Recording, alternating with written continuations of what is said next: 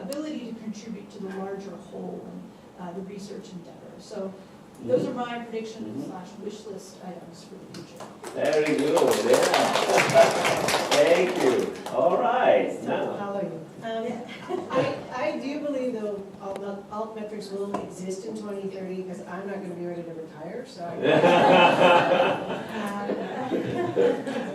I think we're going to see more and more governments and funding agencies require different types of metrics to prove the impact of research. We're starting to see it right in Hong Kong and with the age of, I think we're going to see more and more of that. And I think we're going to need to find ways to better help researchers present that information to these kinds of agencies.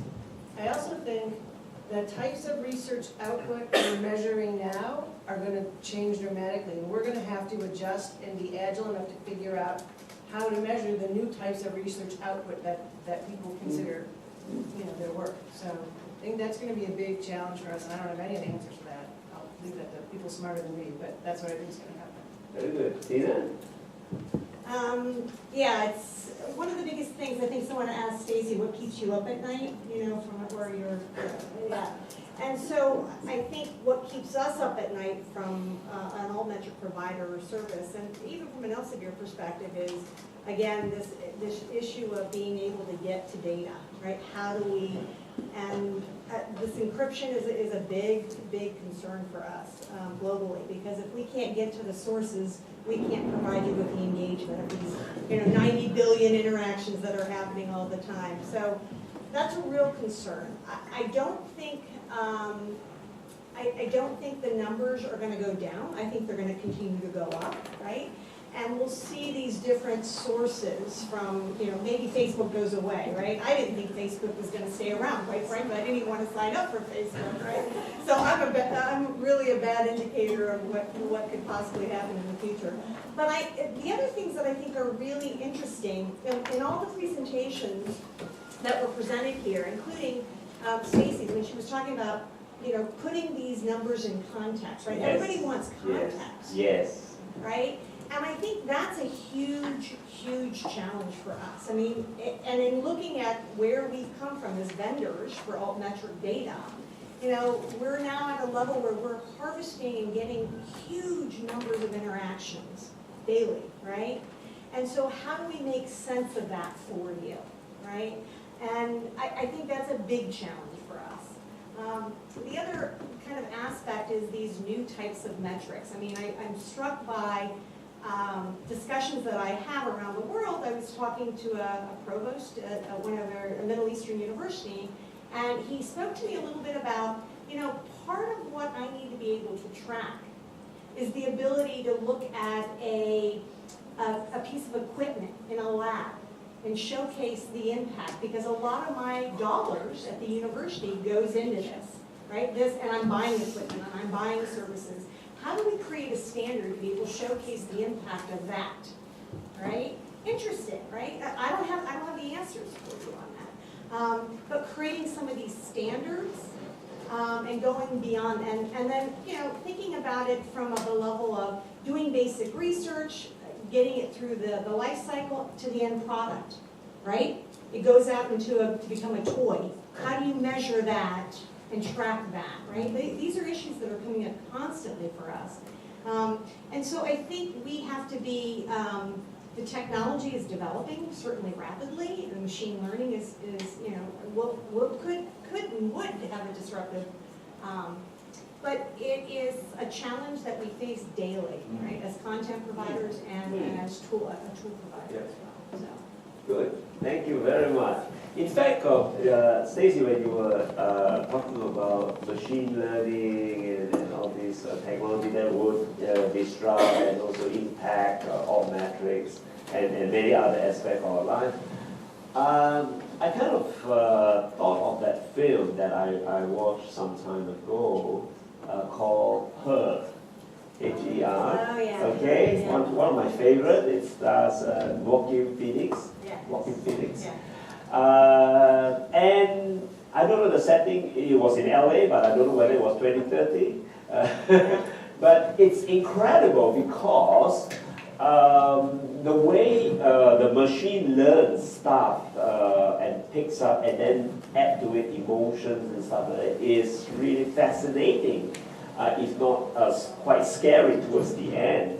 So my thought, as I was listening to Stacy just now, is whether artificial intelligence could evolve with such pace and capacity so as to maybe even take over some of those functions and data that would have come in, because with so much of this information, the machine could predict and say, this paper is going to go this far and perhaps not more than that sort of thing. So that's a thought. The other thought that I have, and with that I want to lead us to the second question, which is, what sort of changes you expect to see in Altmetrics leading to 2030? What sort of gaps would be filled, in the Altmetrics sphere towards 2030? And so one of my point is, when you have someone writing a research paper, it could be a PhD student or an assistant professor, and the paper would typically have 20, 30, 40 references, and each one of them would, of course, be a citation to those.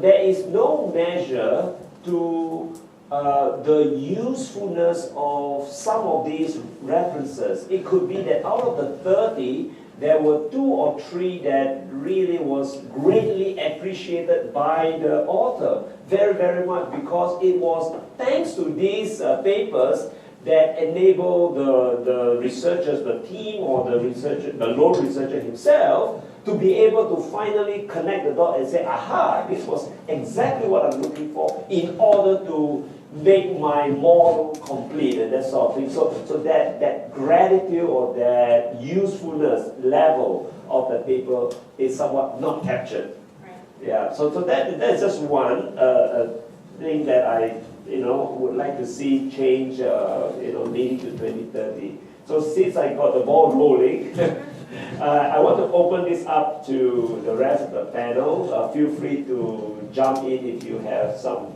thoughts or some comments to share. I will not be going around, but just feel free to jump in and just share what you think some of the needful or the changes to occur in Altmetrics leading to 2030.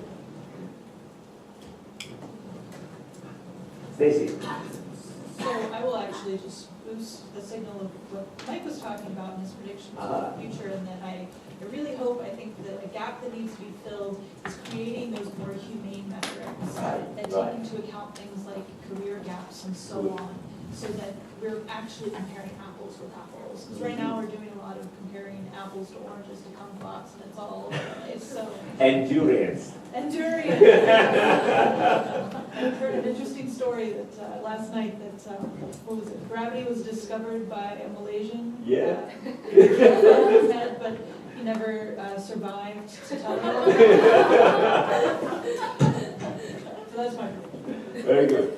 Okay. Anyone else? Edie, please.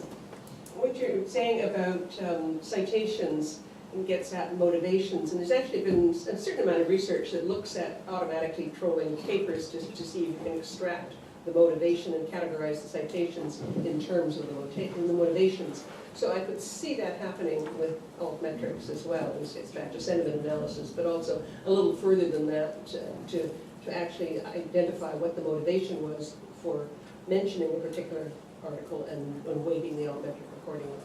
Okay, very good, very good. Anyone else? None? I think one of motivation is I think it's a promotion. So there's some publisher actually produce some the social media mention on the social media platform. Also, sometimes the author himself or herself promote her article or his article. So in the citation count, actually, we remove some of the self-citations. So it's actually in the Altmetrics also we need to care about that kind of promotion. And then also, if Altmetrics become major factor to evaluate the researcher, Right. there can be more unethical manipulation of Altmetrics numbers. So, for instance, the spam bot can be more popular. I mean, I'm the Austrian professor, for instance. I want to promote as a tenure in the case. I maybe find a way to increase my Altmetric number in the case. So we don't know. It's unethical manipulation, that kind of thing. We need to develop some technique to handle that kind of issue. Good. Yeah. Good. One of the things, again, this is one of my wish, is that there will be a system, and maybe with the help of AI and a super duper computer, that will kind of, because today, it is almost taken for granted that when we see someone with high citations, you almost equate high citation with quality and say, has to be good.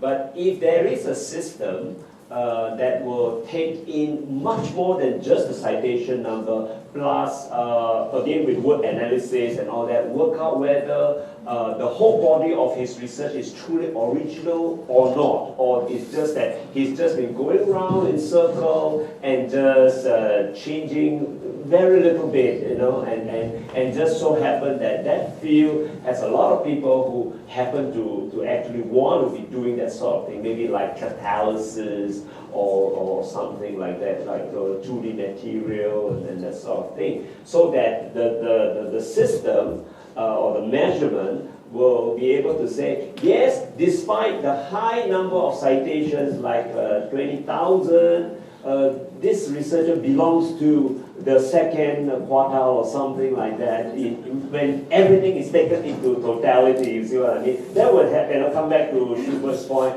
about when it comes to PNT, because then, you know, because at PNT they look at, oh, high impact journal, papers in high impact journal, high citation, has to be good, right?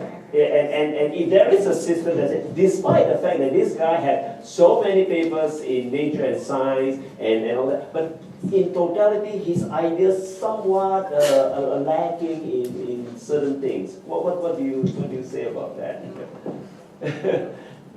Will Elsevier be able to come up with a system like that? Please say we haven't already, no. Please. No, yeah, it's interesting. So we certainly have the content to kind of look at the data, right, and the raw data around that, Yeah. but to be able to utilize the technology to draw, to tap in, possibly, I don't, you know, it would be interesting to. Yes. I'm always thinking about for a system that is like anti-citation. You have to have that anti-citation, not quite anti as in really against, but somehow bring a more a fair degree of realism to this fixation on just numbers alone. Right. But Schubert, you want to jump in? Just thinking if some of these measures are possible, I think end of the day, the machines cannot replace us.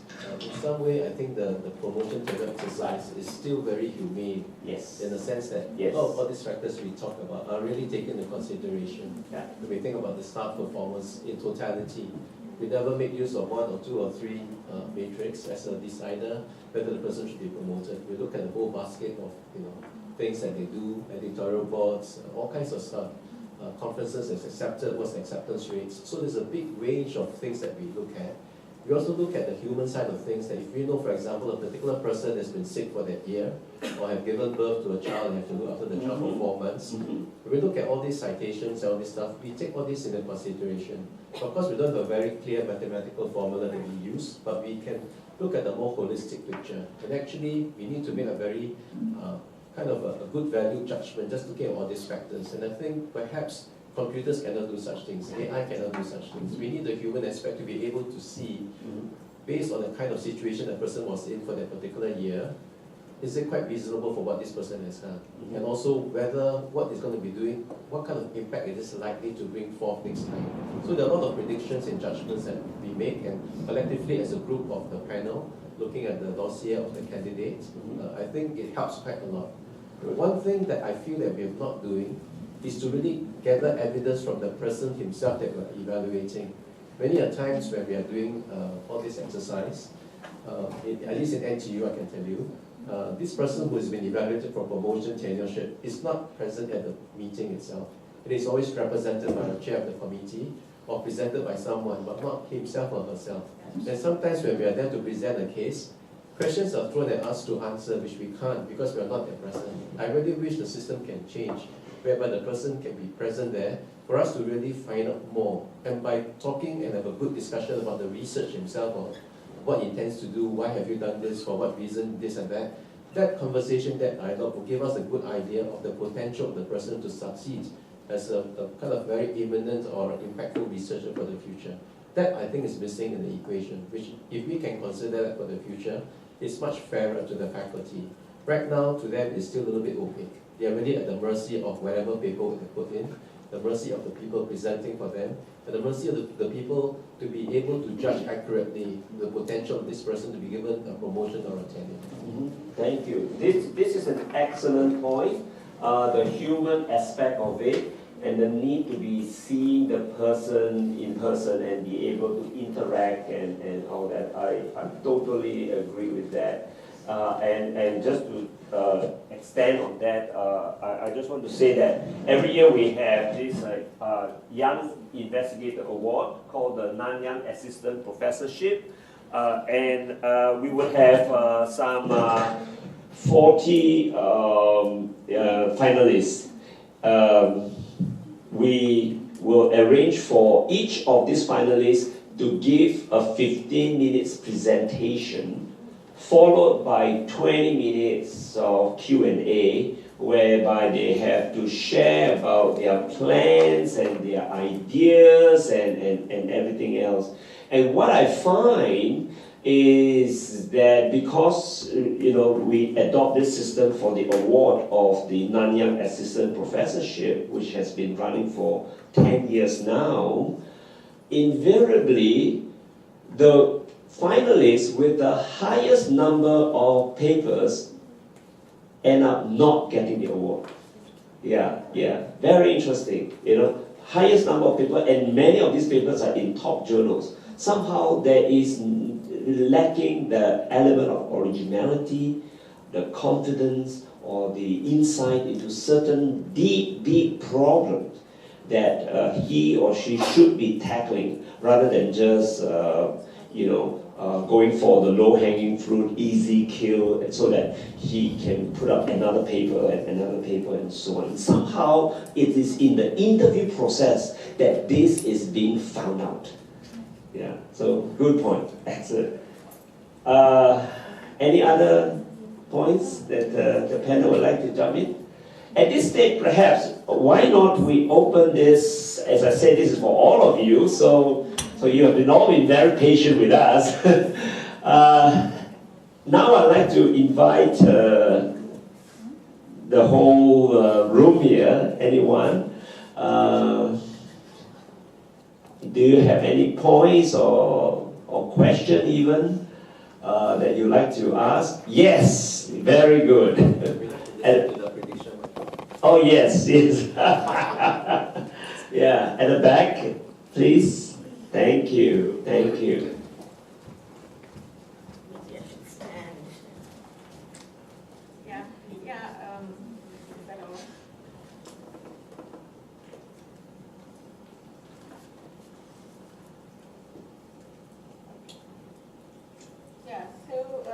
The point I wanted to make was about the piece of equipment. And this is a bit of, everybody speaking positively about these indicators, but there is a need to be careful because, as you already said, that numbers get translated to quality. and this need not necessarily mean the same. And if you look at equipment, for example, there are a lot of misapplications. Let's say in the case of medical equipment, you have an MRI machine that's installed. Now, the first thing is it costs a lot of money. A lot of people are recommended tests on MRI, even perhaps when they don't need it.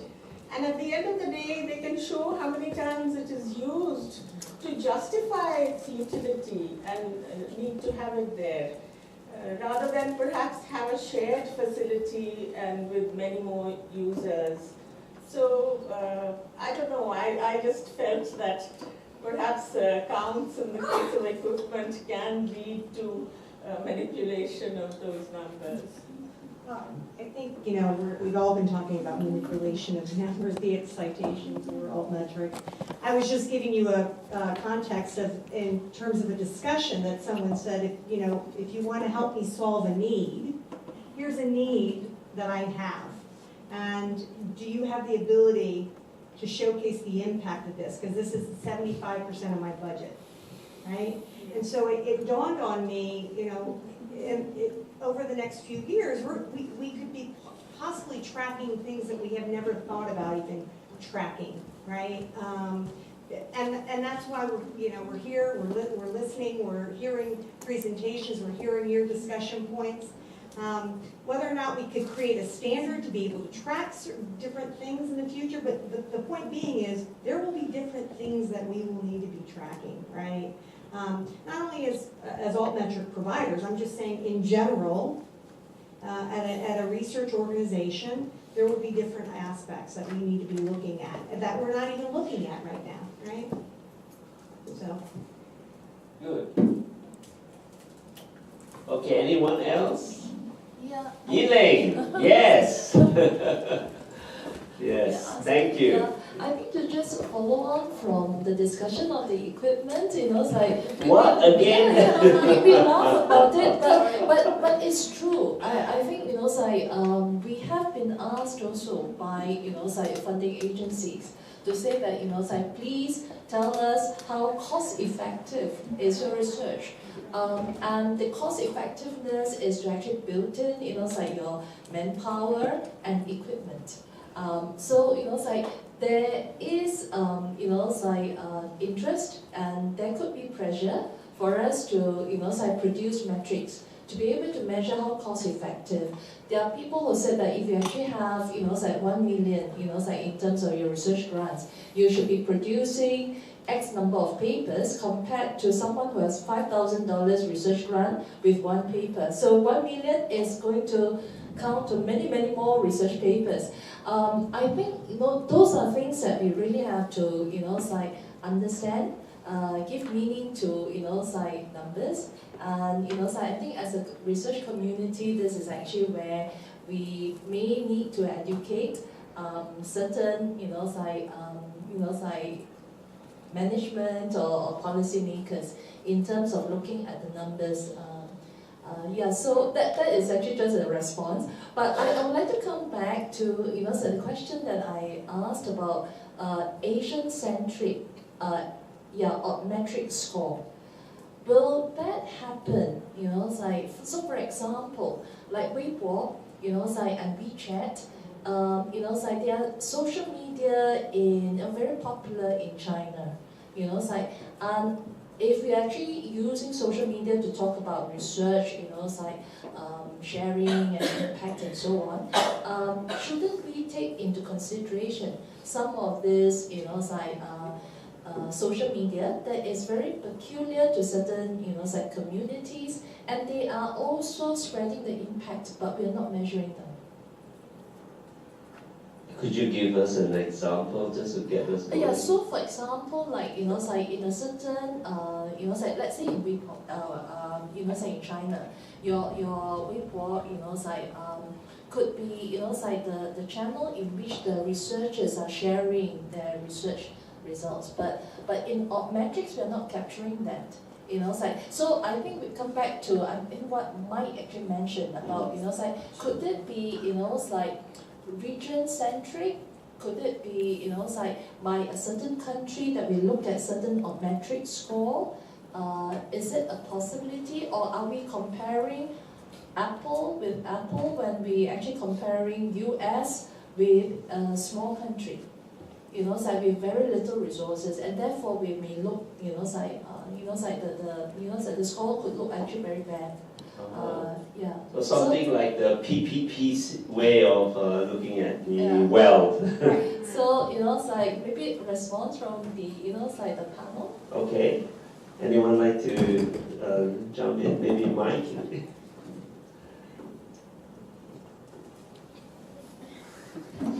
Maybe not. Oh, okay, maybe. I think part of Lena. also, would it be great to have regional, absolutely. Yeah. The problem from a harvesting data perspective is our ability to gain access to that data, right? And the reality is it's very hard to focus on getting specific regional sources that are unique, for us to be able to provide you this context. So that's part of the challenge that we have, right? And it's not, it doesn't become easier, I can tell you, because I've been for 6-7 years talking to content providers all over the world, right? And different sources that are used regionally. It's a very tough discussion, right? We can only provide the data for you, the metrics for you, if we have access to the content, right? The engagement. So that's part of our challenge, and it's not going to get any easier because of this encryption. So there is big challenges for us to do that. Do we all want to do it? Absolutely. I think it would be great. Particularly, I think from a disruption perspective, if you look, what I define as at the 30,000 foot level, right? The economics, the change in our economy, the change in and what we see going on globally, right? With the BRIC nations, et cetera. This is going to be big challenges for us within research in itself. I mean, look at BRICS, right? And the changes that have happened there. So I'd love to be able to resolve that. I think we would all like to see that at some stage, but again, we're limited to the data that we can gain access to harvest. The technology's there to do it. It's just a question of being able to, is it open enough for us to be able to source that, right? And we're seeing challenges, right? Quite frankly, look at, Google Scholar, Stacy and certainly Plum as well, or, other companies, ResearchGate, right? Academia.edu, they're all closed systems. So we got to be in a much more open system in order to gain access to that content to be able to deliver this. So that's a real challenge moving forward, I think, for everyone, not just as us as Altmetrics providers. Okay, Edie? Okay, I agree with Yinling that it would be very desirable. It would be wonderful if we could collect worldwide international data at all levels. But just an observation on the desirability of an Asian index. I've been associated with half a dozen different universities in Singapore and Malaysia over the last 30 years or so. And what I've seen in every last one of them is a drive to excel, and nowhere more so than at NTU. And I think I would say that all of these universities want to excel internationally. I would say that they don't want to be the best in Asia, they want to be the best in the world. And so that I'm not sure that an Asian-centric metric would serve their purpose, because it doesn't say what they want to say about themselves. That's true. That's true. Yeah, But I think if you give the ability to be able to filter metrics in a way that are meaningful, so if we're presenting, a bunch of Facebook posts and you'd like to see what came from a certain region, that would be valuable. Then you could filter out the things that aren't important, but we present you with the data and you can figure out what you want to do with it and how you want to look at it. I think that would be useful. Okay. Right. Yes. Yeah, one more question I just want to ask you, because the freely open access journals. Could you wait for the, okay, please. Now the new trend is the freely open access scholarly journals. Some are funded by the university for publishing the articles soon, because some of the HHS, the kind of highly valued journal, they need to wait for a time or something like that. But this kind of article publishing this one, how much this Elsevier or any other, how they are rating this kind of journal,